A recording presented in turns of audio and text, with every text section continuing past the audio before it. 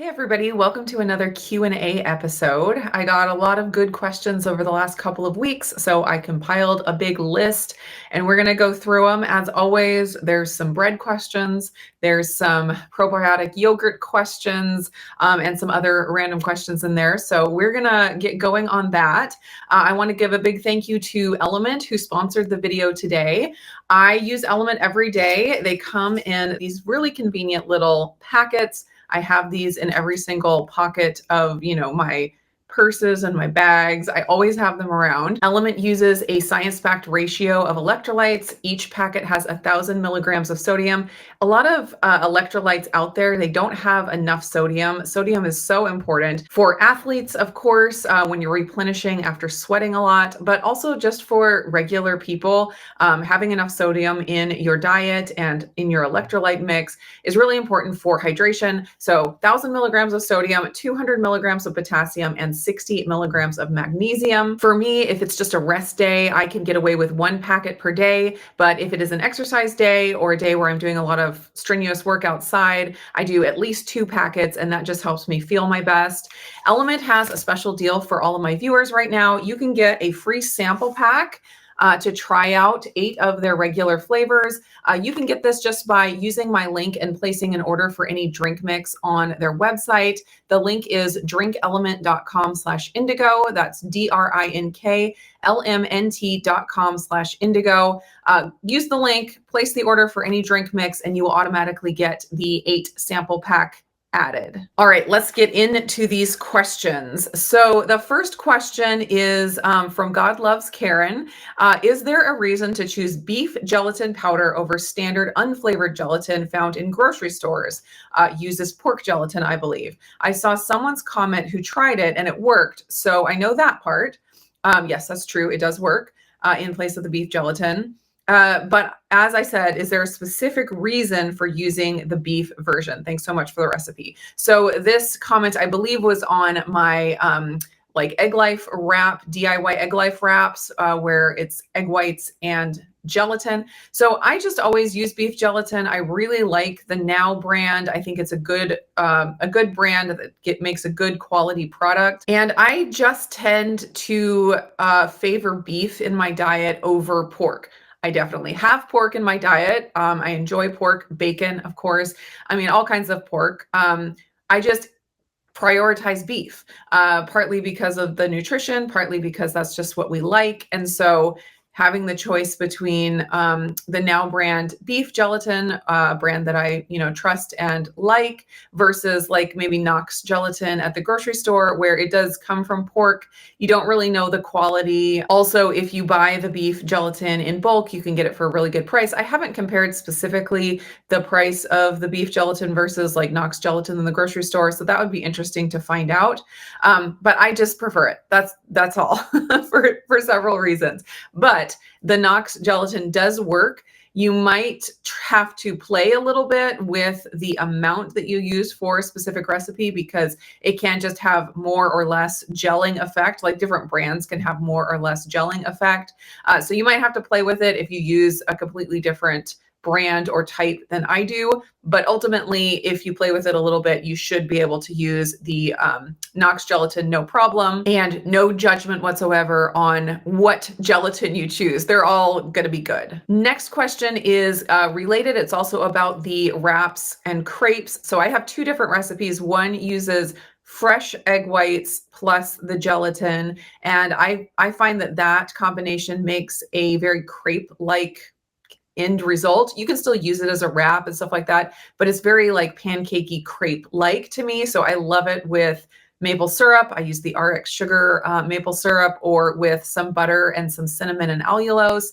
So good. And then I also have another recipe that is egg white powder, some water, and the gelatin. And you get the same like nutritional facts on that one, basically, because you're just rehydrating the egg white powder. But something about using the powdered egg whites gives a different texture to the wrap. And I find those ones to be extremely similar to the Egg Life wraps that you can buy in the grocery store. So I like those for like a little thicker tortilla, if you're wanting to use it like to hold a whole, sandwich filling and stuff like that. So anyways, those are the 2 recipes I have. And so this question was on one of those. I forget which one. It says, have you ever tried egg white konjac crepes or anything not standard with konjac gum like sauce, or put it in your bread or maybe some jam? Okay, so if you're not familiar with konjac root, konjac powder, konjac noodles are also common. You can find those in a lot of Asian grocery stores and even more grocery stores these days. So konjac is a type of fiber, and it absorbs water really well and makes like a gummy consistency.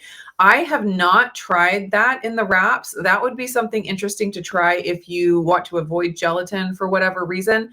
The wraps will still be, they won't be vegan because they still have egg whites, although they could be vegetarian. If, you know, the vegetarian were to consume eggs, you could add konjac root powder and maybe get a similar effect and have the end result be vegetarian. So I have not tried it, but it would be an interesting thing to try. I have seen people use psyllium husk and egg whites. That's a popular recipe that's gone around in all different diet realms, but I think the first time I saw it was in the Trim Healthy Mama world. It's a common recipe there. And that's similar because psyllium husk is a fiber and you're mixing it with the egg whites. And so you get a little more of a wrap consistency rather than just having a flat egg white. I do get comments from people on my noodle recipe and my wrap recipe saying, well, it's just basically a flat omelet. And it's like, well, sure. Okay. Yeah, it is eggs. And so there's that. But when you do add that little bit of gelatin or fiber or whatever it is that you use, it gives a little bit different of a consistency to it. And so, yes, you'll still be able to tell that it's made out of eggs. But I feel like it does hold up as a wrap.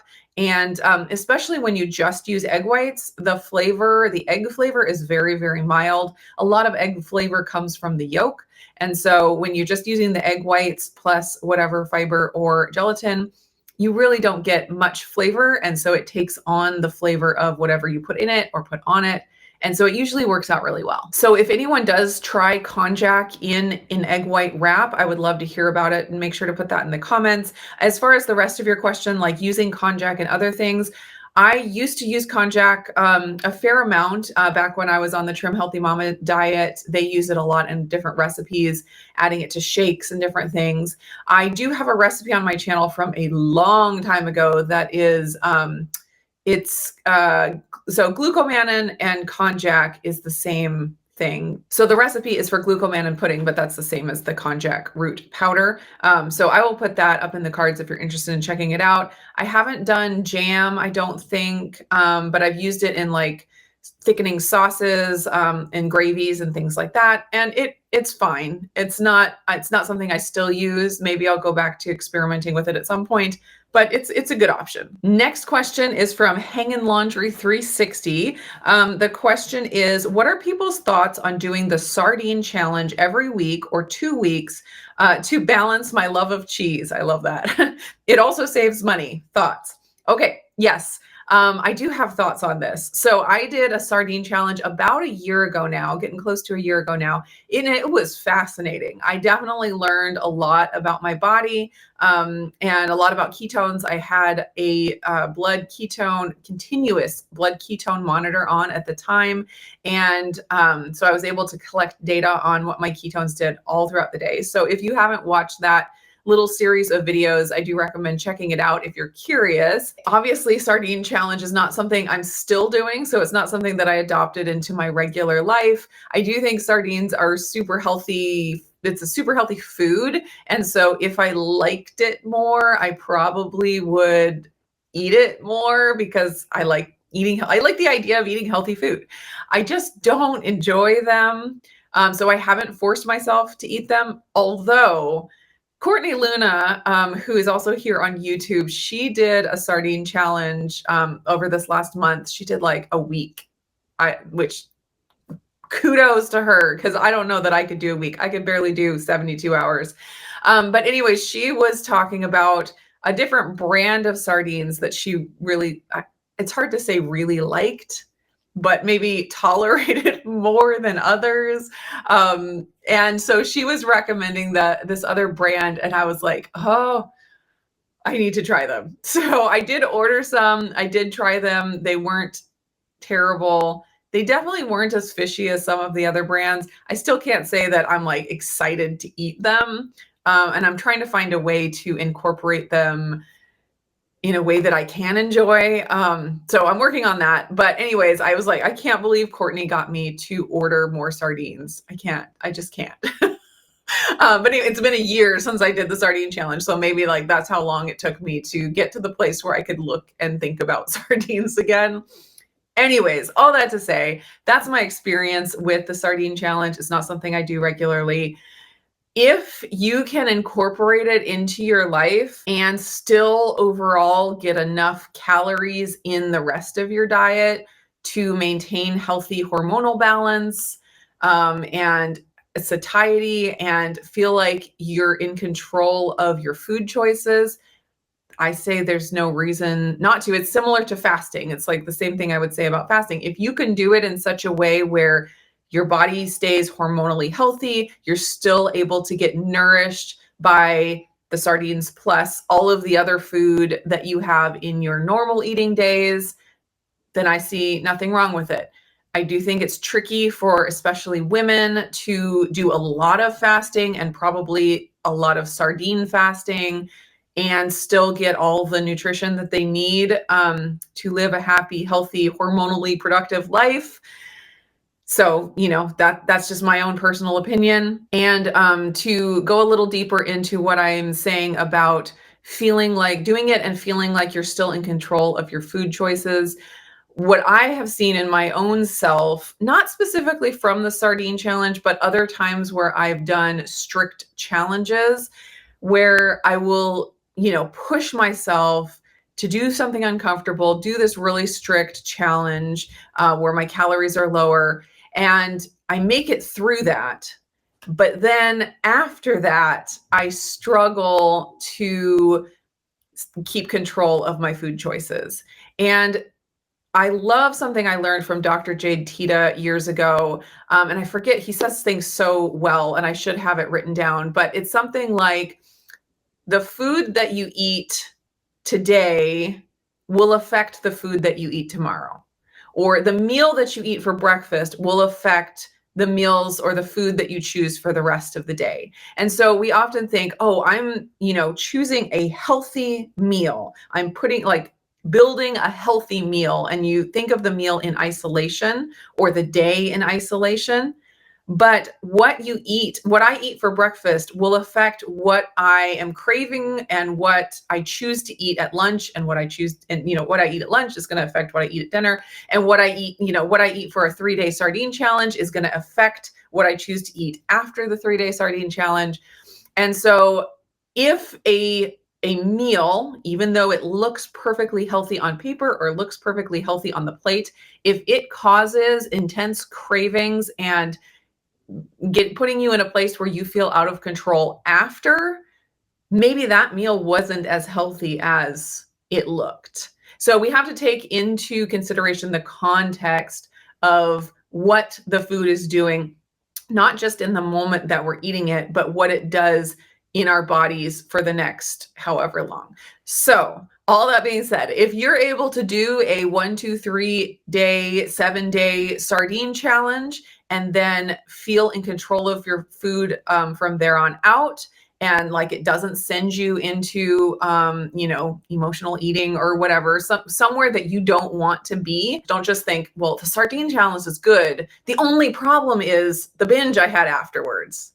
No, maybe the sardine challenge contributed to getting your body to a place where the binge became something that you gave into, if that makes sense.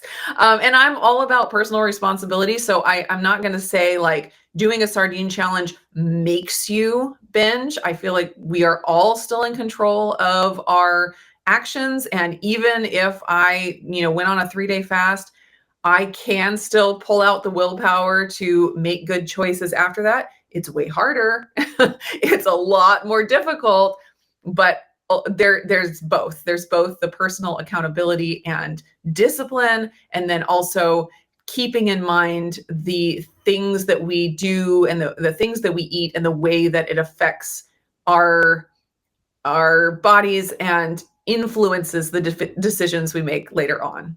Maybe that's a better way to say it.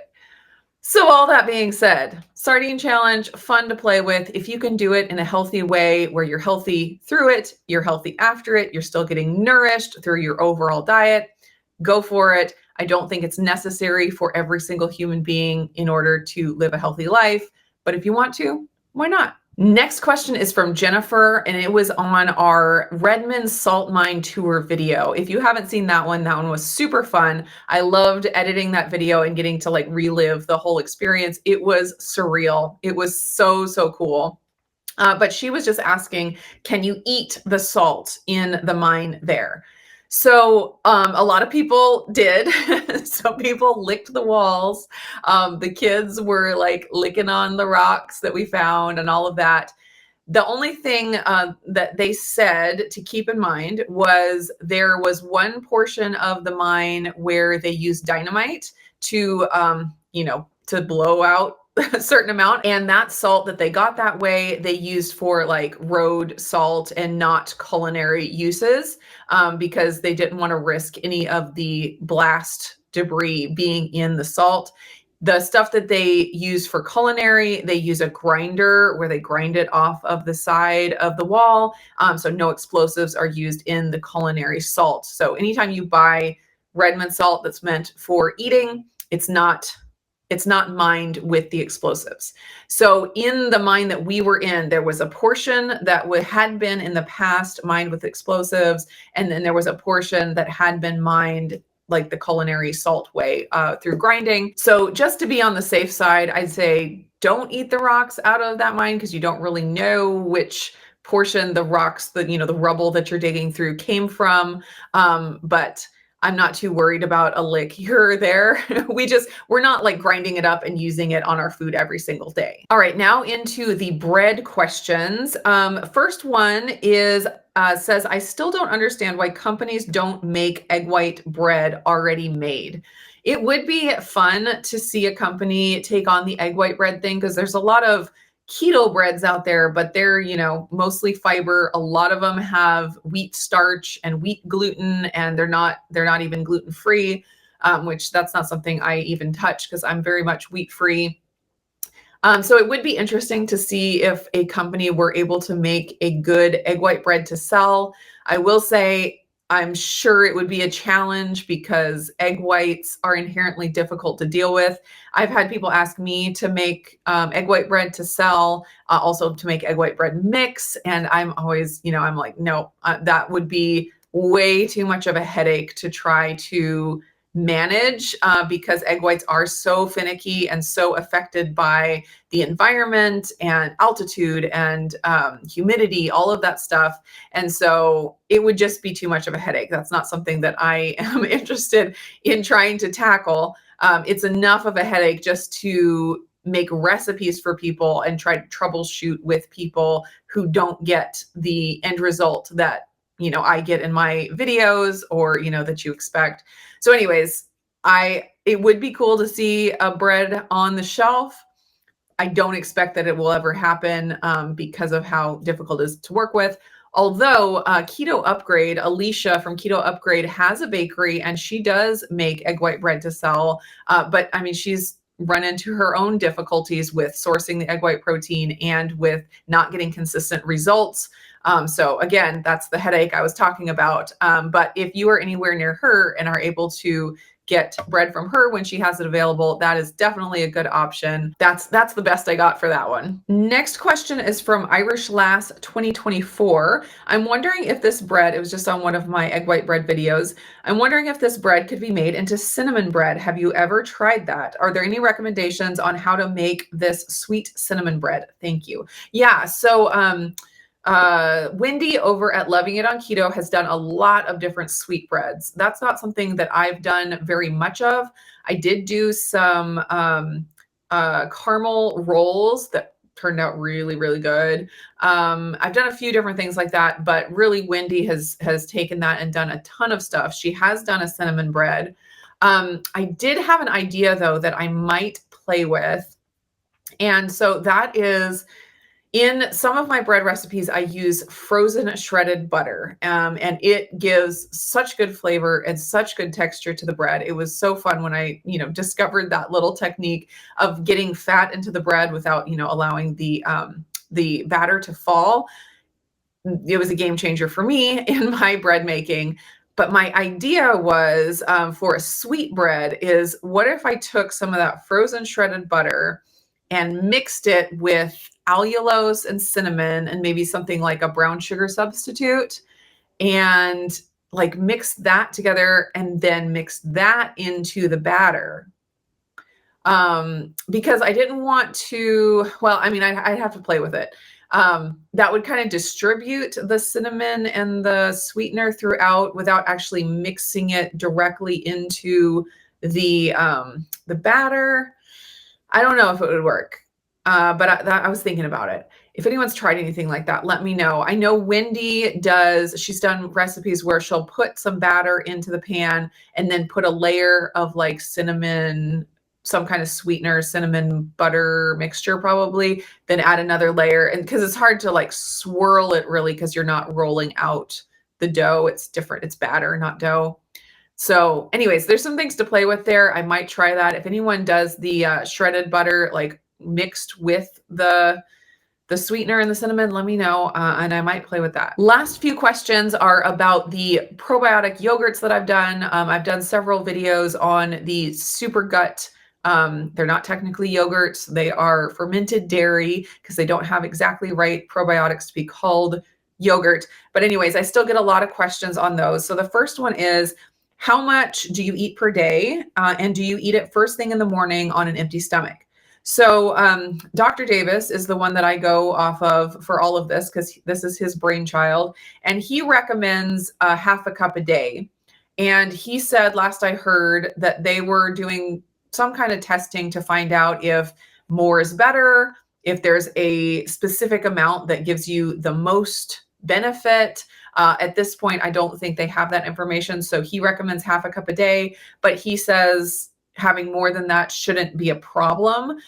Whether it gives you more benefit, it's hard to tell, but it shouldn't be a problem. The only way that it would be a problem is if digestively you don't handle it very well. So as with any probiotics, it's recommended to start slow, because even if they are, doing something good in your system and it's something that you need, if your body's not used to it, or doesn't have the mechanics to handle it yet, it can cause some, digestive distress and things. So with the yogurt, definitely start slow, eat, one spoonful one day and see how you do.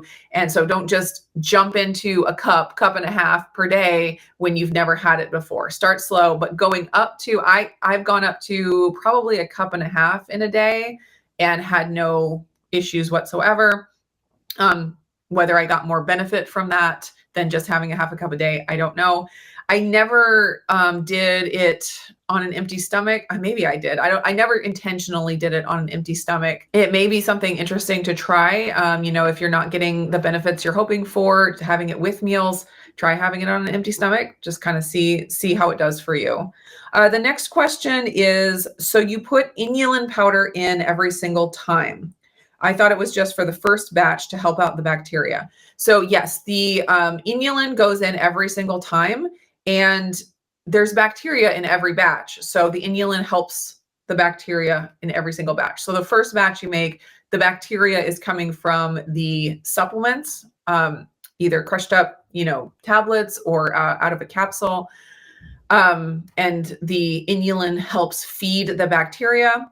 On subsequent batches, when you use a little bit of the yogurt as the starter, the inulin feeds that bacteria. So it's always feeding the bacteria.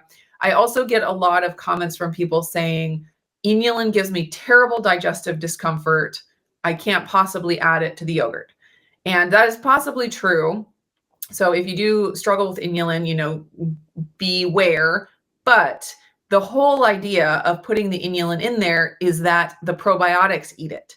So if you eat inulin, the bugs in your gut will eat it, and that can cause discomfort if you have the wrong kind of gut bugs or gut bugs in the wrong place. That can cause discomfort that you feel when you eat inulin. But if you put it into the yogurt and you let it ferment in the yogurt for 36 hours, theoretically, the bacteria in the yogurt is eating that, and it's making it into more of the probiotic.